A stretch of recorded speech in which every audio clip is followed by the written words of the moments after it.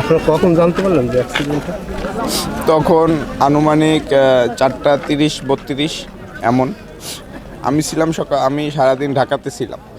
তো আমি তখন ফলতিতা বাজার ক্রস করতেছি, তখন হঠাৎ করে আমার কাছে ফোন আসে। আমার এক বন্ধু বলতেছে এরকম এরকম আমি নাইম অ্যাক্সিডেন্ট করছি।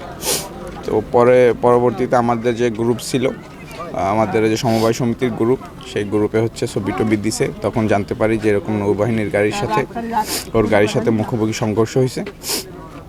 তারপরে ওই শুনে আমি মনে করেন যে হাসপাতালে আসি। এসে তখনও জানতাম না যে মারা গেছে, কোনো খোঁজ খবর ছিল না। তো পরবর্তীতে হাসপাতালে এসে দেখলাম যে এরকম অবস্থা, যে মারা গেছে সবাই। কতজন লোক? এভারেজে হচ্ছে 12জন, 11জন, 12জনের মতন।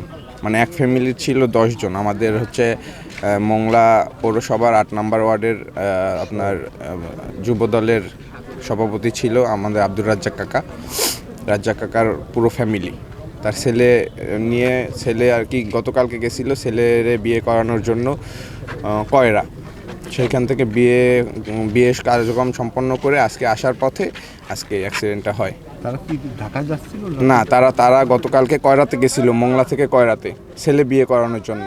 সেই বিয়ে টিয়ে করায় আজকে মোংলাতে ফিরতেছিল। মোংলাতে ফেরার পথে অ্যাক্সিডেন্টটা হয়েছে। Thank you.